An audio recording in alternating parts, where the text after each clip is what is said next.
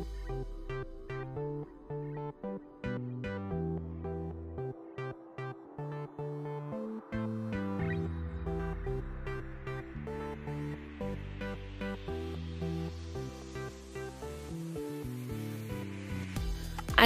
আলাইকুম viewers, welcome to my channel Samira Sanjana. আবারও চলে আসলাম নতুন একটা রেসিপি নিয়ে। আজকে আমি কোনো চাইনিজ কিংবা রেস্টুরেন্ট স্টাইলে বা কোনো ধরনের রেসিপি দেখাবো না। আমরা সব সময় ঘরে যেই সবজি রেসিপিটা করে থাকি নর্মালি, ওই রেসিপিটাই আপনাদের সাথে শেয়ার করব। কারণ ঈদ যাওয়ার পর থেকে আমার মতো হয়তো অনেকেই গরুর মাংস খেতে খেতে বিরক্ত হয়ে গেছেন। তো আশা করি আপনাদের কাছেও এই রেসিপিটা অনেকটা উপকারে আসবে, তাই আর কি আপনাদের সাথেও শেয়ার করা। তো সবজি রান্না করার জন্য প্রথমে যেটা লাগবে সেটা হচ্ছে মুসুরির ডাল। এখানে আমি 1 কাপ মুসুরির ডাল নিয়েছি। এটা আমি কোনো মেজারমেন্ট কাপ দিয়ে মেপে নিইনি, আমরা চা খাওয়ার যে নর্মাল যে কাপগুলো আছে ওগুলো দিয়ে 1 কাপ মুসুরির ডাল নিয়েছি। আপনারা এখানে যদি হাতের মাপে নিতে চান তাহলে 3 মুঠ কিংবা 4 মুঠ ডাল নিলেই হবে।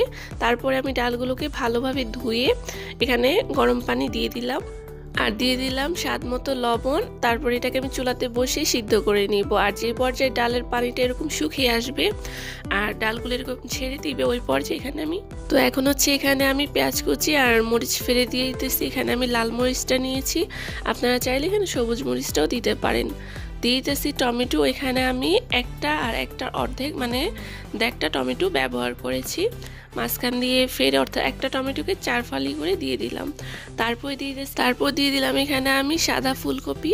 এখানে সবজিটা আপনারা সম্পূর্ণ আপনাদের পছন্দ মতো অ্যাড করবেন। আমার হাতের কাছে যা যা সবজি ছিল আমি তাই এখানে ব্যবহার করতেছি। তারপরে দিয়ে দিলাম সবজিগুলো সিদ্ধ হওয়ার জন্য আরও একটু পানি।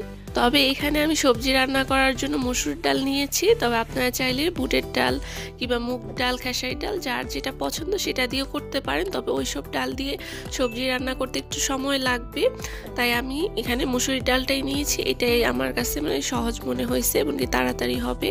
তারপর এখানে আমি দিয়ে দিতেছি 1 চামচ হলুদের গুঁড়া। তারপর দিয়ে দিলাম এখানে আমি 1 চামচ জিরার গুঁড়া।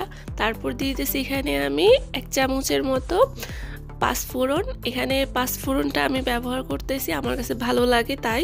তবে আপনাদের কাছে যদি পাঁচফোড়নের গ্রানটা ভালো না লাগে সেক্ষেত্রে আপনারা স্কিপ করতে পারেন। এখানে আমি বাজারে রাঁধুনির যে প্যাকেট আছে ওই প্যাকেট কিনে নিয়েছিলাম। প্যাকেটের মশলাটা মানে পাঁচফোড়নটা আমি ব্যবহার করেছি। কেউ চাইলে ঘরে যে পাঁচফোড়নের মশলাটা তৈরি করি ওইটাও দিতে পারেন। তারপরে দিলাম 1 টেবিল চামচ আদা আর রসুন বাটা। আর লবণ তো আগেই দেওয়া আছে, তাই এই পর্যায়ে যদি লবণটা দিতে হয় একটু বুঝে দিবেন। তো এই তো এখানে আমার সবগুলো উপকরণ মিক্সড করা হয়ে গেছে। এখন এটাকে আমি ঢাকনা দিয়ে রেখে দিব 5 মিনিটের মতো, অর্থাৎ যেই সবজিগুলো আমি আগে অ্যাড করেছিলাম ওগুলো যাতে একটু সিদ্ধ হয়ে আসে। তারপর এই তো বলক আসার পর চলে এসেছি। আর এখন এখানে আমি দিয়ে দিলাম সবুজ রঙের ব্রোকলি, কারণ ব্রোকলিটা সিদ্ধ হতে বেশি সময় লাগে না, তাই আমি ব্রোকলিটা একটু পরে দিয়েছি। তো এই তো ব্রোকলি দেওয়ার পরে আমি ভালোভাবে মিক্সড করে আবারও রেখে দিব 5-6 মিনিটের মতো। ফিরে আসলাম 5-6 মিনিট পর। আর এর মাঝে কিন্তু সবগুলো সবজি খুব সুন্দরভাবে সিদ্ধ হয়ে গেছে। আর যদি ওইটা একটু মানে কাঁচা থাকে সেটা মানে পুরোপুরি রান্না করতে করতে বাকি সবজিটাও সিদ্ধ হয়ে যাবে। তো এই তো এখানে আমি প্রায় 10-15 মিনিট সময় নিয়ে সবজিগুলোকে সিদ্ধ করে নিয়েছি। এখন চলে যাব বাগার দেওয়ার জন্য। তারপরে আমি অন্য চুলায় একটা কড়াই বসাইছি, এর মধ্যে আমি রান্নার রেগুলার 3 টেবিল চামচ তেল দিয়ে দিলাম একটা বড় সাইজের ইন্ডিয়ান রসুন কুচি করে।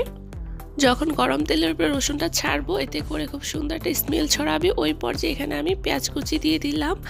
আর অনেকে বলতে পারেন যে রসুন আগে দিছে পেঁয়াজ পরে দিছে, আসলে এখানে আমি রসুনটা আগে দিছি কারণ রসুনের থেকে একটা স্মোকি ফ্লেভার ছড়াবে, তাই এখানে আমি পেঁয়াজটা পরে দিলাম আর কি। তবে আপনারা চাইলে রসুন পেঁয়াজ একত্রে দিয়ে দিতে পারেন। তো রসুন আর পেঁয়াজটা যে পর্যায়ে কালারটা একটু ব্রাউন কালার হয়ে আসবো ওই পর্যায়ে এখানে আমি সিদ্ধ করে রাখা সবজিগুলো দিয়ে দিলাম। আর এটাকে ভালোভাবে এখানে প্রায় 10 মিনিট সময় নিয়ে আমি রান্না করে নিব।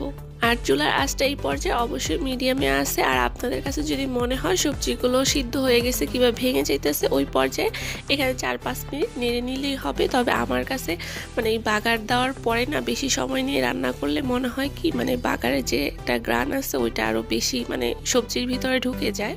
আর এটাকে এর থেকে বেশি ঘন করতে যাবেন না, ঘন করলে এটা যখন মানে খাওয়ার উপযুক্ত ঠান্ডা হয়ে আসবে ওই পর্যায়ে এটা কিন্তু আরও মানে ঘন হয়ে যাবে, যেহেতু এখানে ডাল দেওয়া আছে।